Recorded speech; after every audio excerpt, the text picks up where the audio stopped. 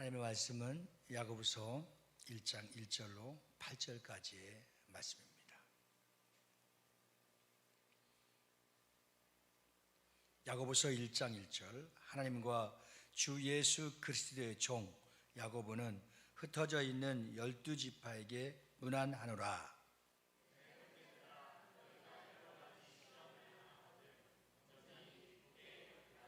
이는 너희 믿음의 시련이 인내를 만들어내는 줄 너희가 알미라.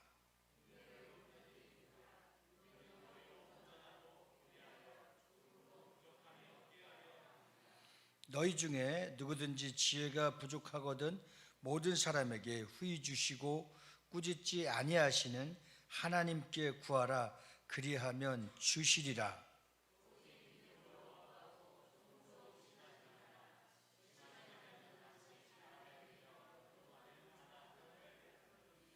이런 사람은 무엇이든지 주께 얻기를 생각하지 말라. 두 마음을 품어 모든 일에 정함이 없는 자로다. 아멘.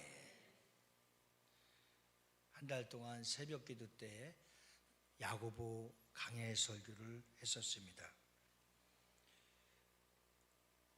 오늘 신학적으로 역사적으로는 야고보서를 기록한 자가 누구이냐 하는 쟁점도 많이 나타나고 있는데, 오늘 야고보서의 교훈과 가장 일치하는 다른 성경이 있는데, 그것은 마태복음 5장부터 7장 산상수훈을 꼽고 있습니다.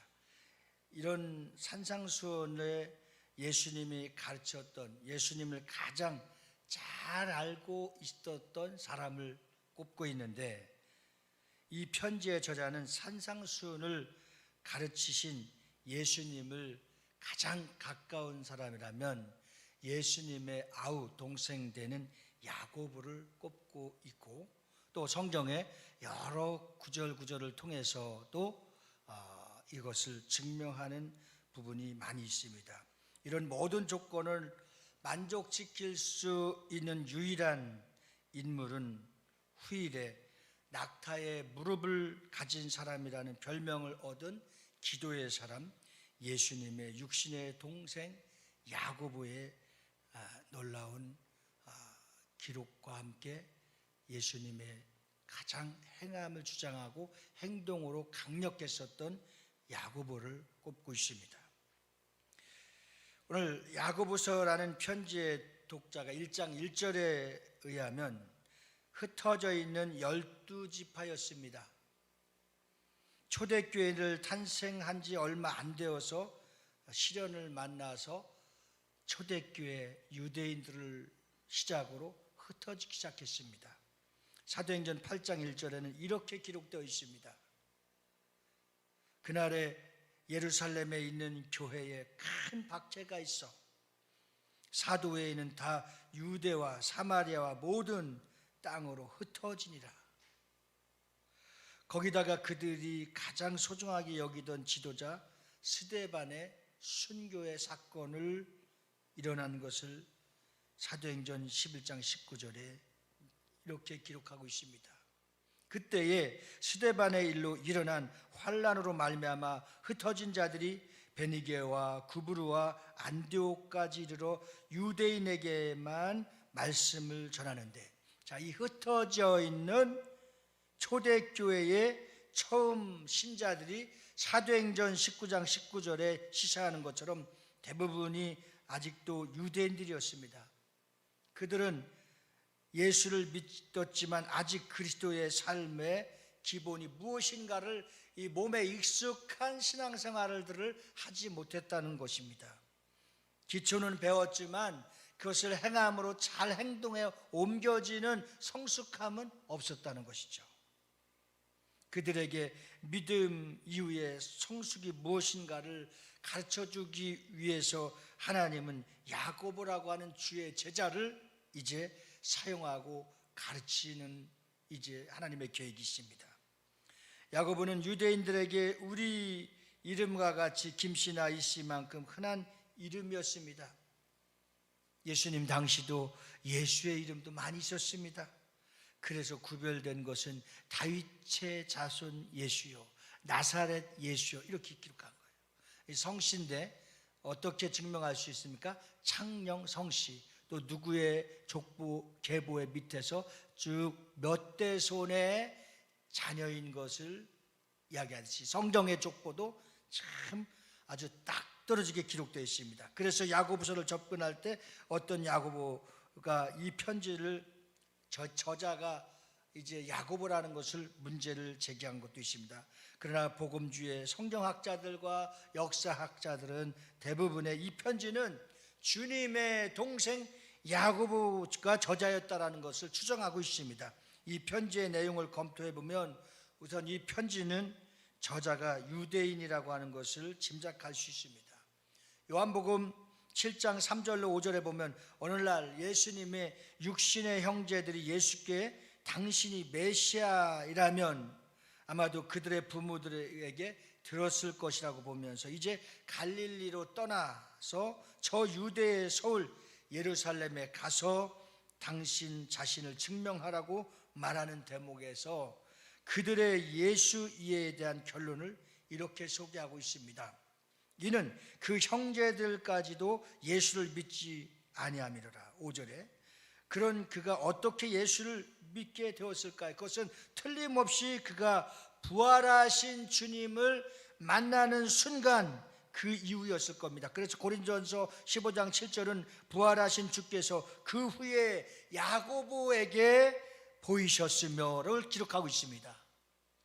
예수님이 3일 후에 부활하셔서 이제 다시 죽음을, 사탄의 권세를 이기시고 보이시고 나타나신 사람들이 첫째로 누구였습니까? 주님의 제자들이었습니다. 주님의 제자 중에서 야고보에게 보였고 도마에게도 보였고 요한에게도 보였고 베드로에게도 보였습니다. 이와 같이 그 후에 예수님이 동생인 것을 이제 확연하게 드러나면서 어떻게 드러나고 있습니까? 이 복음이 전파되는 현장으로 하나님의 성령께서는 야고보에게 강력한 이 복음을 가졌는데 그 복음의 주제가 뭐냐? 행함이 없는 믿음은 죽은 믿음이다. 그래서 예수를 믿느냐, 성령을 받았느냐, 너희가 믿을 때에 성령을 받았느냐, 주의 복음을 받고 사명을 받았느냐, 사명을 받은 자들에게는 강력한 무기가 뭐냐? 행함이 있는 것이다. 오늘 저와 여러분이 예수님을 믿으십니까? 성령을 받으셨습니까? 주의 진리의 말씀으로 거듭났습니까? 그러면 이제 보여야 될 것이 있는데 뭐냐? 행함으로 보여야 되는 거예요. 엄마들이 자녀들한테 많이 써먹는 말 있죠. 말을 듣지 않아. 자꾸 경고해. 한 번, 두 번. 이제 행동으로 보여준다 하면 그때서 애들이 움직이잖아요. 근데 주님의 제자들은 그것이 아니었어요. 성령을 받고 뜨거운 성령에 불이 붙여지니까 누가 뭐라고 시키지 않아도 그냥 성령에 의해서 따라서 움직이고 행함으로 예수 믿는 모습을 보여주기 시작했습니다. 그 강력함을 통해서 초대교회가 흩어지고 쫓겨가고 박해를 통해서 핍박을 통해서 가는 곳마다 교회가 세워지고 하나님의 복음의 말씀이 강력하게 전달된 줄 믿습니다. 오늘 우리가 시련 속에서 성숙할 수 있느냐? 오늘 저는 여러분들에게 이렇게 물어보고 싶습니다. 시련 속에서 성숙해져 가고 있습니까? 묻는 거예요. 시련 속에서 여러분 성숙해져 가고 있습니까? 네. 그러면 옆 사람에게 우리 그렇게 한번 위로와 강력한 메시지를 던져줄까요? 시련 가운데 성숙해지고 있습니다. 시작.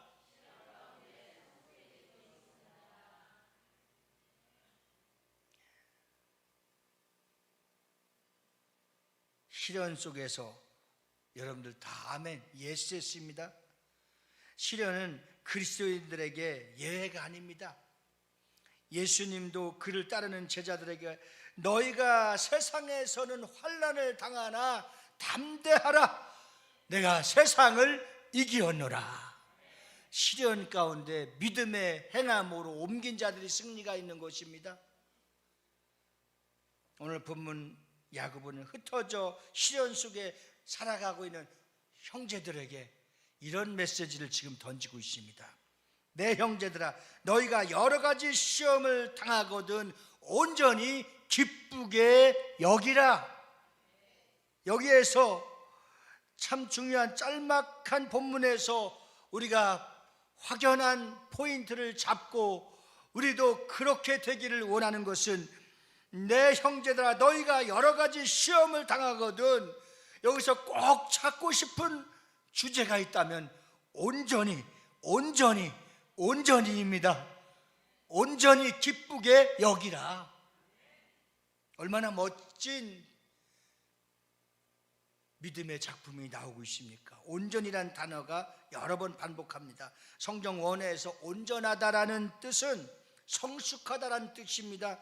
시련이 바로 성숙의 통로임을 말하고 있습니다. 그렇다면 시련은 어떤 의미에서 우리에게 성숙한 삶을 약속하고 있는지요? 그 약속을 찾아내면서 우리 모두가 성숙하고 온전한 믿음으로 승리자로서 주께서 장차 오실 때 착하고 충성된 종아, 네가 시련을 이기고 환난을 이기고 박해를 이기고 여기에 섰는 것을 칭찬하며 우리에게 상 주시는 주께서 면류관을 예비하셨다는 사실을 꼭 기억할 수 있기를 주님의 이름으로 축원합니다.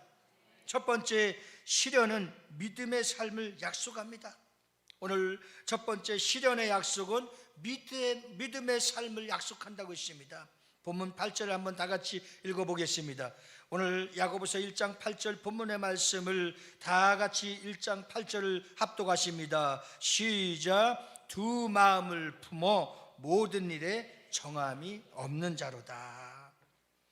삶의 약속, 승리의 약속, 기쁨의 약속, 상급의 약속, 성경의 축복의 약속을 받지 못하는 자가 있습니다. 제외된 사람을 지금 먼저 말하고 있습니다. 두 마음을 품은 자를 말하고 있습니다. 오직 한 마음을 품어야 예수님은 우리를 사랑해 주십니다. 두 주인을 섬길 수가 없습니다. 오직 한 주인을 섬겨야 우리 주님은 축복해 주시는 겁니다.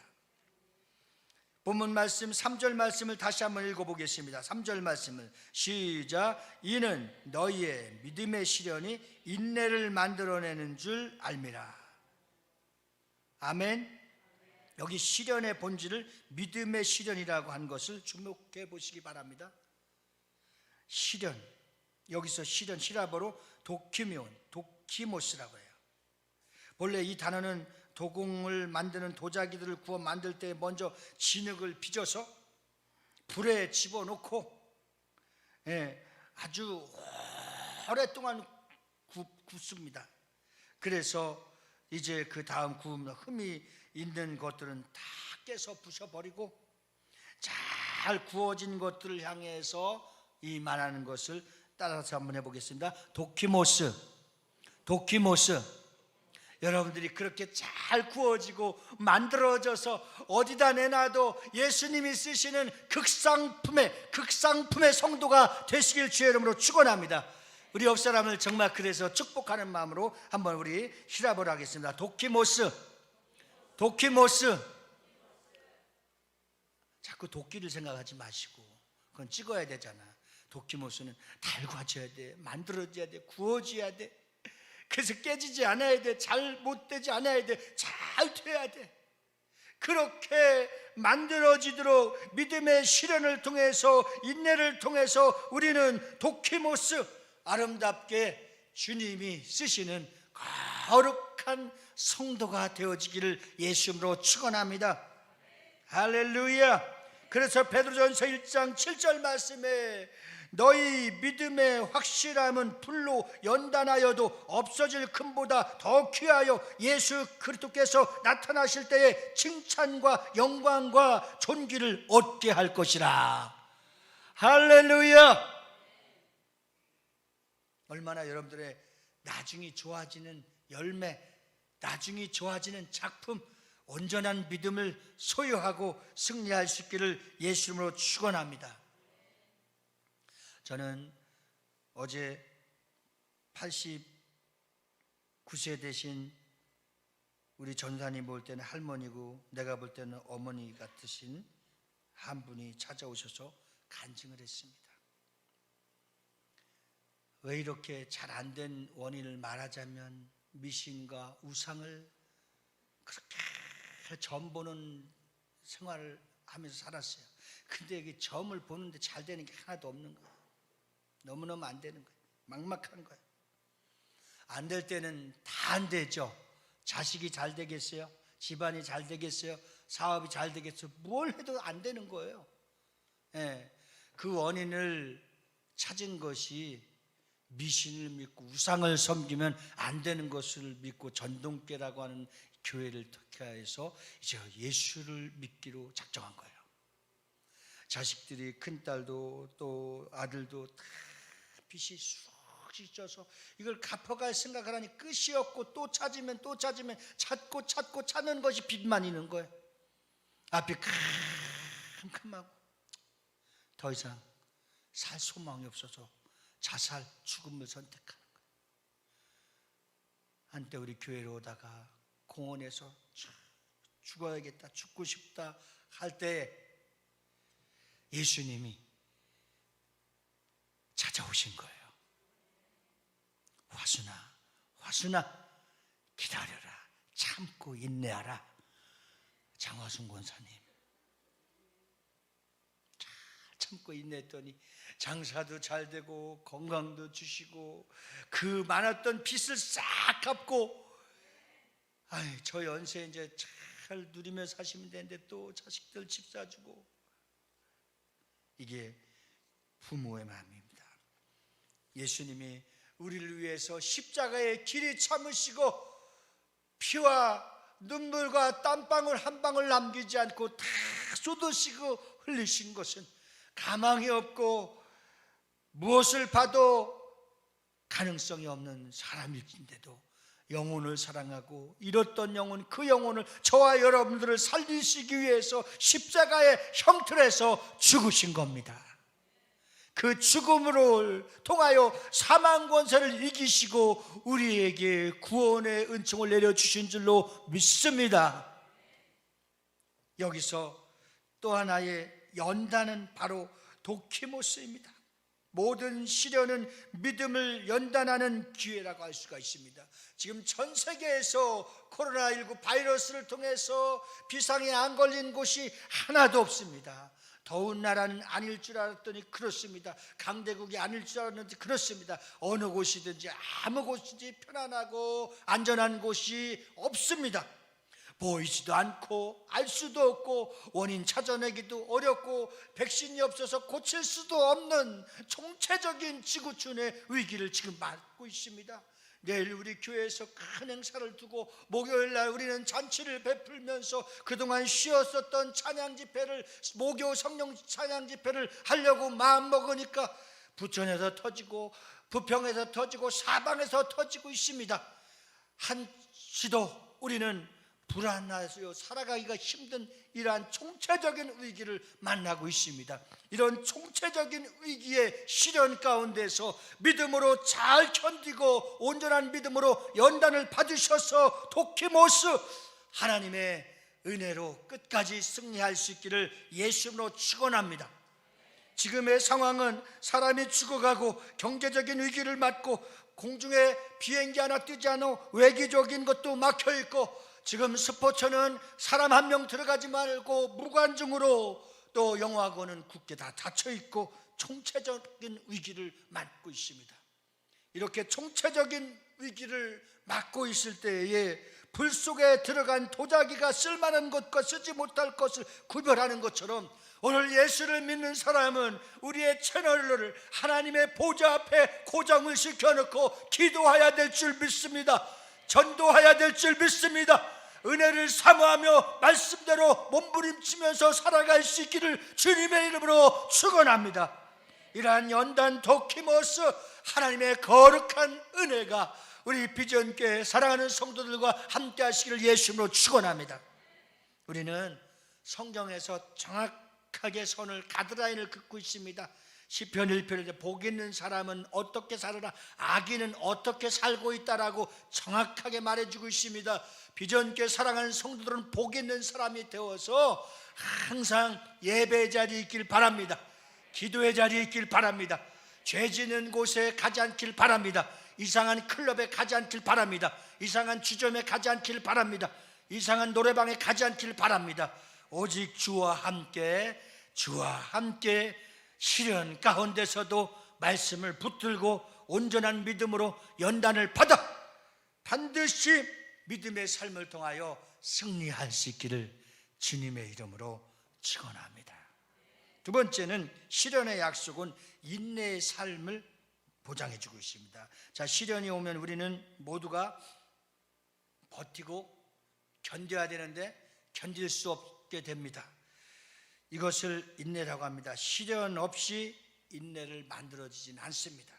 한 성도가 인내심이 부족하여 목사님께 기도를 부탁합니다. 목사님의 기도가 시작됩니다. 하도 말도 안 듣고 하도 버릇도 없고 하도 속을 썩이니까, 오 하나님, 이 아들에게 한없는 매를 주시고 한없는 고통을 주시고 한없는 시험을 주시옵소서. 그러자 목사님을 툭툭 치면서, 아니에요 목사님, 제게 필요한 것이 시련이 아닙니다. 인내입니다. 그래요. 잘 참아내지 못하니까, 인내하지 못하니까 그 곁길로 떠나가고 곁길로 방황하고 사단의 밥이 되고 사단의 올보가 되어서 빠져나오지 못하고 있는 현실을 봅니다. 우리 집사님, 권사님 중에서는 내가 예수님을 잘못 믿었습니다. 영어도 안 가르치고 중국어도 안 가르치고 학교도 공부도 잘 안 가르쳐도 말씀 가르치고 기도만 가르쳤어도 이 자리에 있을 터인데, 이런 아쉬움에 가슴을 찢습니다. 어떻게 보면 정확한 해답 아닙니까? 아직 어린 자녀들을 데리고 있는 부모가 있다면 지금도 늦지 않았습니다. 지금 주님 품에, 부모님 품에, 이 교회 품에 있지 않은 자녀들이 지금 어디 가서 무엇을 하는지 우리는 아무도 알 수 없습니다. 그러나 그들이 주님 안에 있지 않고 주의 울타리, 주의 품에 있지 않으면 맹수에 물릴 수 있고 강도를 만날 수 있고 그들의 불행이 예고되어 있습니다. 그래서 우리는 몸부림치면서 정말 이 시련을 인내하면서 기도해서 내 살아가는 가족이, 내 살아가는 자녀들이, 내 살아가는 모든 친구들이 예수 앞에 올 수 있도록 인내하며 기도할 수 있기를 주의 이름으로 축원합니다. 포기하지 마십시오. 인내하면서 꾸준하게, 성경은 쉬지 말고 기도하라고 그랬습니다. 항상 기뻐하되 또 그 다음은 쉬지 말고 기도하라고 했습니다. 항상 기뻐하시는, 유지할 수 있는 것은 쉬지 않고 기도해야 되는 겁니다. 자녀들의 범사까지도, 내가 기도하지 않은 죄까지도 범사해도 감사하라고 했습니다. 모든 것을 감사하고 기뻐하고 쉬지 않고 기도할 때에 우리가 지금 하나님 품 안에, 하나님의 뜻 안에서 있지 않는 것을 다 찾아올 수 있는 기회를 갖게 될 줄로 믿습니다.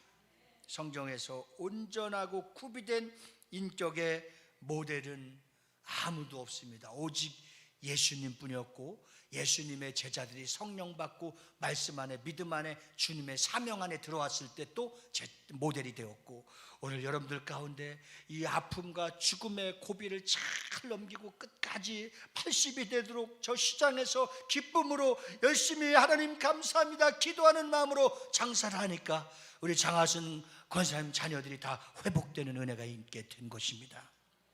할렐루야. 오직 믿음으로, 오직 예수 이름으로, 오직 하나님의 말씀으로 살아갈 수 있기를 주님의 이름으로 축원합니다. 그래서 성령의 열매 9은 궁극적으로 예수님이 한 인격을 지향하는 것입니다. 그 중에 가장 중요한 것이 포함되어 있는데 그것이 뭔지 아십니까? 따라서 합시다. 오래 참음. 오래 참음. 맞습니다. 오래 참음입니다. 여러분들 손에 기도의 제목이 올라오면 인내하면서 끝장을 보고 끝까지 주님 앞에 매달릴 수 있게 주님으로 축원합니다. 때로는 야곱과 같이, 때로는 다윗과 같이 때로는 주님 앞에 바로 다니엘의 세 친구와 같이 그 위대한 멋진 청년들과 같이 풀무불에 들어가도 독사굴에 들어가도 나는 죽지 아니라 내가 죽을지라도 그리 아니하실지라도 나는 하나님이 함께 하시니 염려 없노라. 이런 믿음의 은혜가 강력한 승부욕이 여러분들의 지금 있기를 주의 이름으로 축원합니다. 세 번째는 시련은 기쁨의 삶을 약속하고 있습니다. 시련 그 자체를 기뻐할 사람이 누가 있습니까? 여러분들이 가끔 전화 오면 깜짝 놀랄 때가, 목사님 큰일 났어요. 목사도 믿음이 없을 때가 많아. 아이고 무슨 일일까? 아이고 이거 무슨 일일까? 참 희한한 사람도 많아. 5번째 합격했어요 그러는 거야. 얼마나 감사한 일이에요. 목사님 큰일 났어요. 교통사고 났는데 다행히 얼마 다치지 않고 그냥 이렇게 잘 깨끗하게 치료받고 나왔어요. 얼마나 기뻐할 일이고 감사할 일이에요. 우리는 잘 알죠. 주의 천사들이 보호해 줬구나. 이런 게 우리 생활 가운데 늘 나타나고 생활 가운데 항상 함께 하잖아요. 잠시 순간도 주님을 의지하지 않으면 견딜 수 없는, 우리가 오늘 경험하는 시련이 우리를 연단하여 예수 그리스도의 인격을 닮아갈 수만 있다면 그 소망을 바라보며 기뻐하지 않을 수 있겠습니까? 이것이 바로 로마서 5장 3절 4절에 교훈한 말씀입니다. 제가 부분적으로 읽어드리겠습니다. 우리가 환난 중에도 즐거워하나니 이는 환난은 인내를, 인내는 연단을, 연단은 소망을 이루는 줄을 알미니라. 그래서 오늘 본문을 시작합니다. 내 형제들아, 너희가 여러 가지 시험을 당하거든 온전히 기쁘게 여기라. 여기라는 말에 의지적인 결단을 추구하는 단어로 계산하라, 그리고 마음을 먹고 평가하라는 뜻을 갖고 있습니다.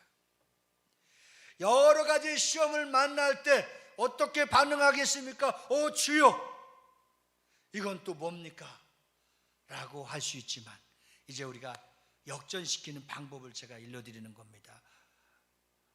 이런 시험, 돈에 대한 시험이 왔어, 사람에 대한 시험이 왔어, 환경에 대한 시험이 왔어. 어쨌거나 여러분들 이번 달은 행복하게 살 수 있죠. 나라에서 우리는 100만 원 줬고 여러분들 80만 원, 최하가 30만 원씩은 받았잖아요. 이 30만 원을 쓰는 기쁨이 얼마나 행복합니까? 그것은 뭐야? 여러분들이 거리두기도 잘하고 이런 위기의식을 잘 넘겼기 때문에 나라에서 주는 거예요. 나중에 더 내더라도 일단 갖다 쓰고 보자고요. 우리도 지금 너무너무 고민하고 있어요. 이 100만 원 갖고 뭘 할까? 이걸 할까? 저걸 할까? 저거 보니까 할 게 너무 많아. 너무너무 많아요. 얼마나 많은지 몰라요. 그래서 결론을 딱 내렸어요. 엘리베이터 값 내야겠다. 그러면 어떻게 내느냐? 다 쓸 거 쓰고 나머지 내가 그 쓸 거에 쓸 돈을 이렇게 내야겠다, 이런 마음을 가졌어요. 근데 여러분들 인상이 왜 그렇게 인상이 이상해졌어요? 갑자기 근심되나요? 시련이 왔나요? 시험이 왔나요? 어떤 일이 있어도 여러분들이 감사하고 기뻐할 수 있기를 주님의 이름으로 축원합니다. 할렐루야. 시련 속에서만 이런 진지한 기쁨의 선물을 경험할 수 있습니다. 야고보는 이런 기쁨이야말로 피상적이고 감각적인 기쁨이 아닌 온전한 기쁨이라고 말했습니다. 온전한 것은 무엇입니까? 내 손에 딱 잡힌 거예요. 저를 차 사주겠다고 하시는 분들도 많습니다. 우리 빚을 다 갚아주겠다고 하시는 분들도 지금 많이 있습니다. 그러나 가장 중요한 것은 은행의 재료가 돼야 되는 거예요. 이 온전한 기쁨. 여러분들 지금 기도를 하는데 지금 보이지 않습니다. 캄캄하고 이거 언제 어떻게 될지, 나도 언제 어떻게 될지, 이게 진짜 될지 안 될지도 모르고 기도할 때가, 증언부원할 때가 많이 있습니다. 그러나 그 기도한 것이 딱 손에 잡혔을 때, 응답 받았을 때 온전한 기쁨, 온전한 믿음이 되듯이 온전한 승리자가 되려면 인내하며 연단을 잘 견뎌나갈 수 있어서 하나님께서 여러분들에게 삶의 기쁨이 약속되어지기를 주님의 이름으로 축원합니다. 할렐루야. 우리가 살아가고 있는 신앙생활이 꼭 슬픈 일만 있는 것은 아니잖아요. 찬양하면 찬양할 때부터 기쁘잖아요.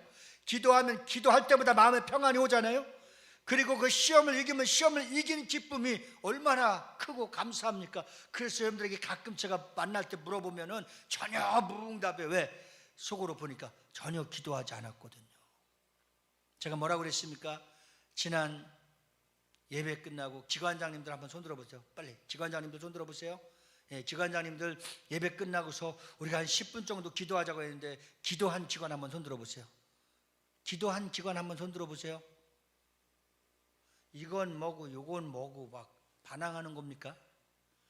오늘 예배 끝나고 식사하고 편안한 시간대를 만들고 기관장님들 함께 모여서 내일부터 월화수 오전 10시부터 오후 5시까지 약 50명 이상이 와서 여기서 이 거리두기를 하면서 모세오경 성경 맥잡기 세미나를 합니다. 이 일을 위해서 꼭 기도하시길 주 여러분을 축원합니다. 이번 목요일 날은 3개월간 쉬었던 목요 성령 집회를 합니다. 사단은 얼마나 방해하고 싫어하겠습니까? 우리는 기뻐하고 기대하고 사모해야 될 줄 믿습니다. 그러면 내가 승리하고 이 기쁨의 잔치에 참여할 수 있으려면 뭐 해야 되겠습니까? 지금부터? 그렇죠. 인내하며 기도해야 됩니다. 오늘 기관장들 모여서 꼭 10분 이상씩 기도하시길 주 여러분으로 축원합니다. 그동안 쉬었다가 이 큰 잔치를 하다 보니 물질도 많이 필요합니다. 물론 성경 맥잡기 세미나는 구티비와 이온 목사님 교회에서 전적으로 우리를 후원이라고 해줬지만 너무 무색할 정도로 죄송하죠. 그래서 우리 교회에서는 장소만 제공하고 점심, 간식 모든 거 배달해 갖고 다 먹게 됩니다. 아주 모세 오경이 3일 동안에 파노라마와 같이 쫙쫙쫙 펼쳐진다고 하는 이러한 아주 좋은 검증된 세미나, 우리 카페지기와 또 특별한 일이 없으신 분들은 다 나오셔서 부흥회도 못했고 포기해서 다 갖다 버렸고 아무것도 못했었던 우리 교회에 이번 성경 맥잡기 세미나 모세오경을 통해서 우리의 영성이 회복될 수 있는 거룩하고 신령한 시간을 여러분들 사모하시고 참여할 수 있는 은혜가 있기를 주님의 이름으로 축원합니다. 마지막 네 번째, 바로 실현의 약속은 기도의 삶입니다. 오늘 약속했습니다. 두 번째 주간에 기관장님들은 유아실을 가든 그 카페 룸에 1번, 2번 있고 위에도 있고 우리는 기도할 장소가 너무 많이 있습니다. 그런 기도할 장소들을 서로 정해놓고 삥 둘러 앉아서 우리 성경 맥잡기 세미나를 위해서 꼭 기도하시길 주 여러분으로 축원합니다. 그동안 쉬었던 목요 성령 집회 성공 개최를 위해서 이번 오시는 분들을 통해서 큰 은혜 받기 위해서 모여서 마주 앉아서 기도의 삶의 기쁨을 약속을 드리시길 주 여러분으로 축원합니다. 그래서 제가 즉흥적으로 말씀드려서 죄송해요. 여러분들에게 기회를 드리려고 합니다. 한 20, 30명 개척교회 목사님들의 등록비가 2만 원인데 우리가 한 30명만 잡아도 한 60만 원 되나요? 네. 그래서 내 마음에 감동이 왔어요. 그래서 많은 연락도 했어요. 얼마나 오실지는 모르지만 그래서 60만 원 중에서 하나님 기도했더니 저에게 30만 원 주셨어요. 약 30만 원이 부족해요. 누구든지 기도하고 감동되는 대로 개척교회 목사님이 3일간 여기서 먹고 교제를 받고 다 마음껏 성경 공부할 수 있도록 후원자가 되신다면 하나님 또 기뻐하시고 그 일에 동참하는 여러분들이 더 기쁨을 맛보게 될 줄로 믿습니다. 할렐루야. 오늘 시련이나 시험이 올 때에 그리스도인은 우리가 해야 할 일이 무엇이겠습니까? 시험을 치르는 학생이 시험지를 앞에 두고 시험을 안 치르게 하옵소서 그렇게 기도하지 않을 겁니다. 기도하는 모습을 우리는 시험을 잘 치를 수 있도록 도와주세요. 이렇게 기도하듯이 시련 속에서 기도의 약속은 반드시 주님이 가르쳐 주신 기도를 모델로 삼고 하늘에 계신 우리 아버지여 이름이 거룩히 여김을 받으시오며 모든 기도의 초점 목표를 하나님 앞에 영광의 기도가 되길 바라는 겁니다. 맥 세미나를 통해서 이곳에 어려워서 오지 못하는 목사님들을 위해서 내가 한번 섬겼을 때 2만 원을 섬겼을 때 그 목사님들이 이 귀한 지식을 받고 교육을 받고 돌아가서 그 교회에서 더 훌륭하고 아름다운 메시지를 전파할 수 있도록 우리 교회 목사님은 아니지만 서브했을 때 후원했을 때 그 기쁨의 응답은 여러분들이 이미 갖다 쓰는 겁니다. 할렐루야. 2만 원의 기쁨이 20만 원, 200만 원 이상으로 기쁨이 충만한 은혜를 경험하게 되는 것입니다. 할렐루야. 시련의 기도의 삶을 약속하는 겁니다. 다윗이 그의 모든 일을 지혜롭게 행하니라. 여호와께서 그와 함께 계시다. 다윗의 삶을 통해서 비밀은 범사에 그가 주의 뜻을 묻고 행했던 것입니다. 오늘 솔로몬의 지혜를 구했을 때도 하나님은 얼마나 기뻐했습니까? 그래서 솔로몬이 정말 아주 중대한 귀한 재판에서도 하나님의 지혜를 구하며 하나님이 주의 마음을 갖고 그 말에 주의 마음이 들었다고 그랬습니다. 오늘 우리는 하나님 앞에 지혜도 구하고 또 우리의 문제도 구하고 우리의 힘으로 할 수 없는 것을 하나님이 나를 통해서 하실 수 있도록 기도하는 그러한 은혜가 있게 될 줄 주님의 이름으로 축원합니다. 시련 속에서 성숙한 우리 사랑하는 비전교회 성도 여러분들이 다 되어질 수 있기를 주님의 이름으로 축원합니다.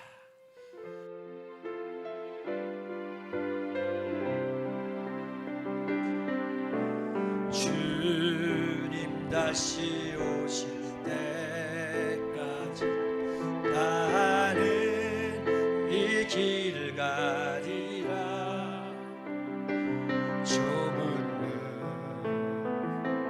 좁은 길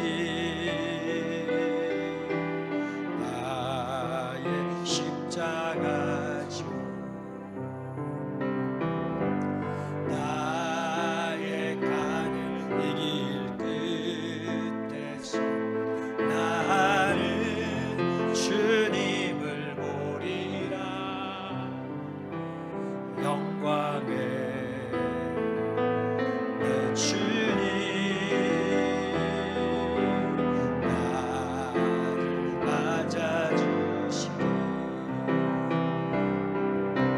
주님 다시 오실 때까지 나는 일어나 달려가리라. 주의 영광 온 땅 덮을 때 나는 일어나 노래하리.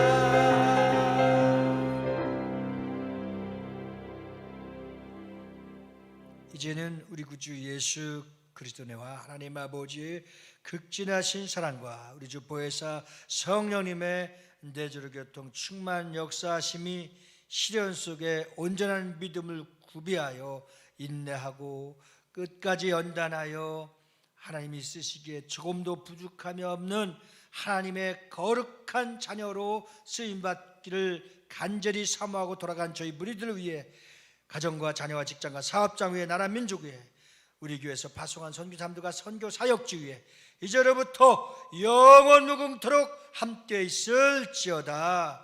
아멘.